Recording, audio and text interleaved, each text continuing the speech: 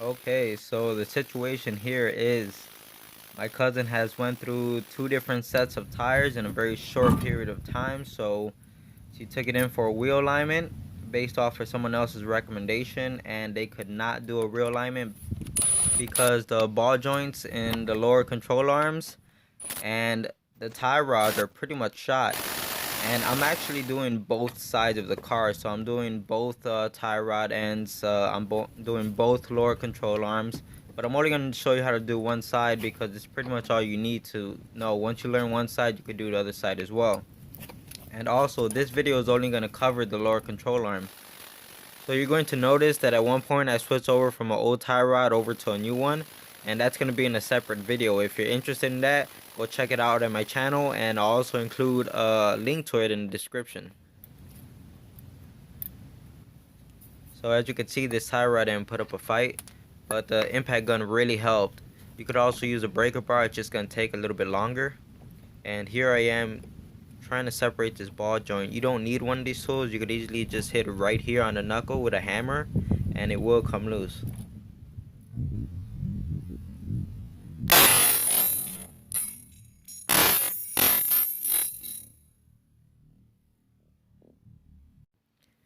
And these 15mm bolts, they're pretty easy to get off on here because I've taken them off before. But I have been to the junkyard trying to get this off of some other cars, and some of these would not even come out with my impact gun. And my impact gun does about 210 foot-pounds. I know it's not a lot, but if they're hard to come out, you definitely need a breaker bar.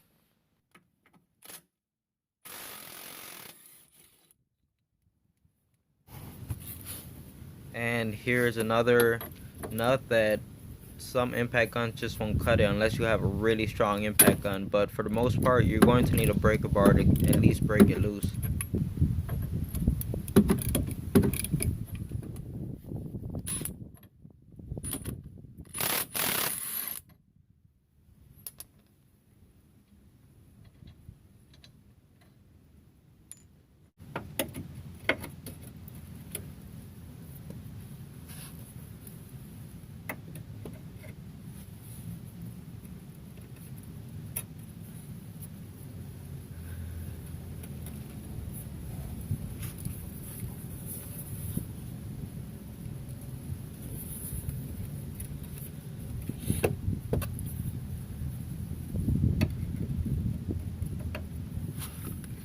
So even with my extra long wrenches, I was not able to break this nut and bolt loose. So I tried a breaker bar and that didn't even cut it. So I had to pull out the propane torch, and that seemed to do the trick.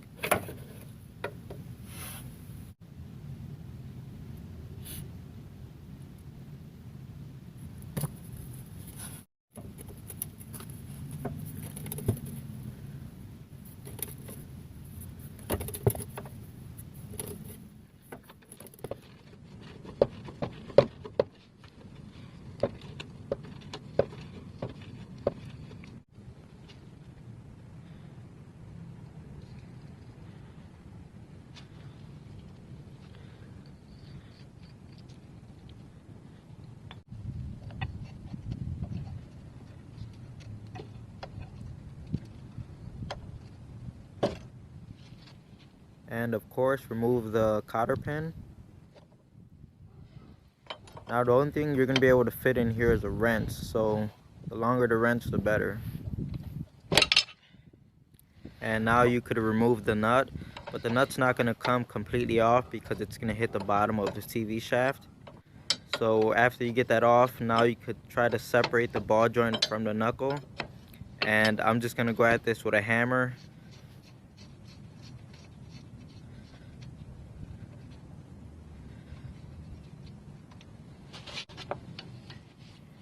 So just go ahead and give the knuckle a few good hits right here, and eventually the lower ball joint will separate.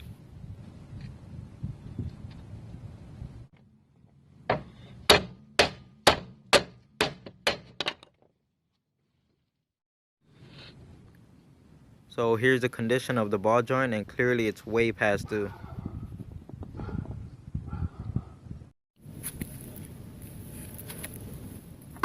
So here you can see I already have the ball joint end on the knuckle, and I'm trying to get it into the subframe.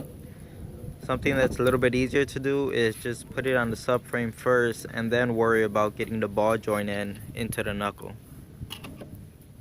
And now you could use a flathead screwdriver or something like that to align the subframe with the lower control arm so you could slide the bolt through it. Now you don't have to do this step, but it is recommended. The less dirt and grime that's on the threads means the nut's going to go on easier, and it isn't going to give you as much resistance. So I always like to clean up the threads. And here I'm just putting a little bit of grease on the bolt where the lower control arm is going to pivot. I just don't want it to seize into place in case I ever have to take this apart again.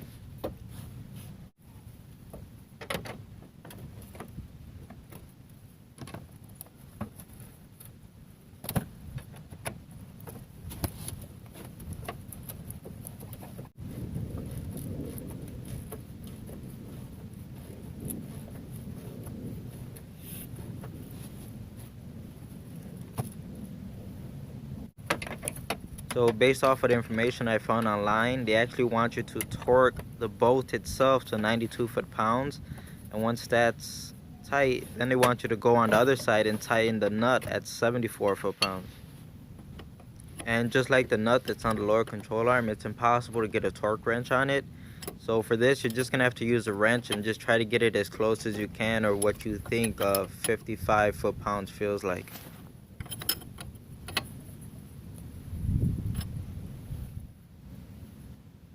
And of course, don't forget about the cotter pin for the lower ball joint.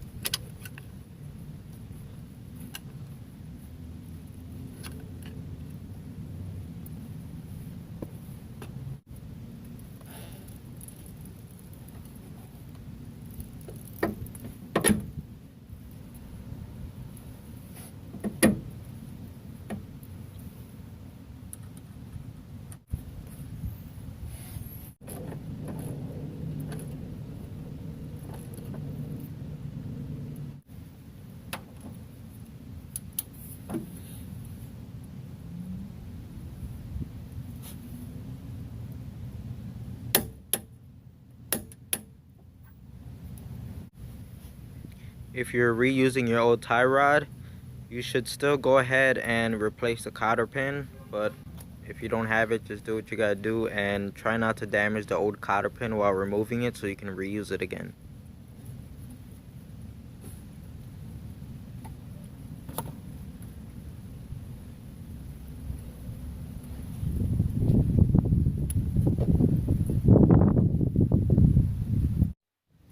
I picked up this ratcheting strap at my local Menards, and I can't stress enough how much you're going to need to pick up one of these. I picked it up specifically for this job. You have to kind of bend the anti-roll bar to get it to go into the lower control arm. There's really no way around it. These bolts come from factory with thread locker on them, so I'm just going to go ahead and reapply blue thread locker on them.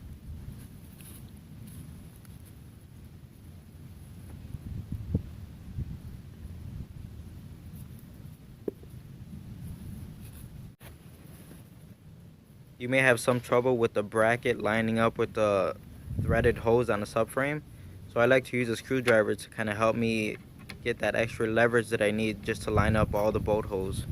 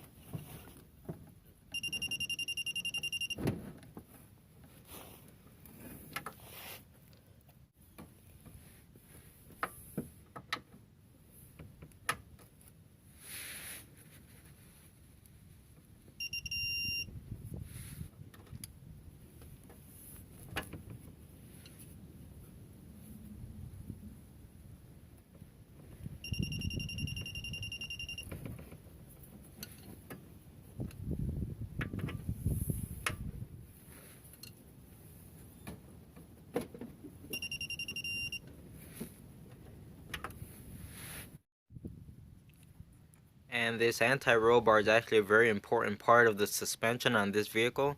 So I'm going to go ahead and put some more thread locker on this nut.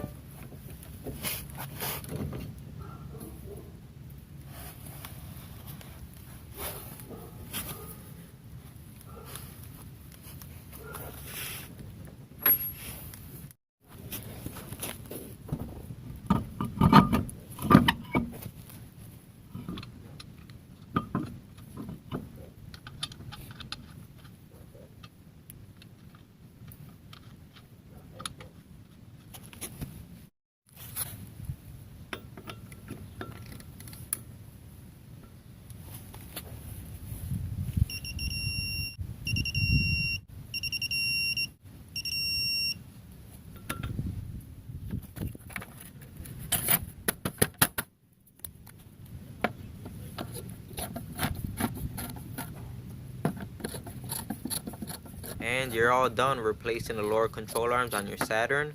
I think the most difficult part is trying to get the anti-roll bar to compress with the ratcheting strap. So I can't stress it enough, you really do need something like that. If the video helped you, give it a thumbs up and consider subscribing. Thanks for watching.